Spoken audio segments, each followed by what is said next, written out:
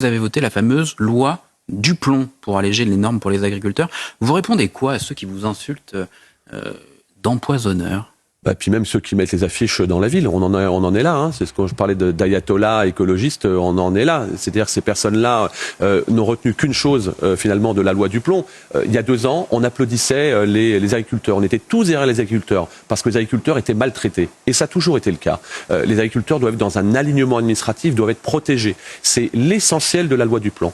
Et là, on stigmatise le retour d'un néonicotinoïde, notamment pour les pucerons de betterave et les punaises de noisettes. Mais les mêmes qui nous disent cela oublient de dire qu'à l'usage domestique, on utilise beaucoup plus à l'usage domestique le même nicotinoïde qu'à l'usage agricole. Je pense notamment au shampoing anti-poux, je pense également, alors c'est encore pire, au collier antiparasite pour les chiens.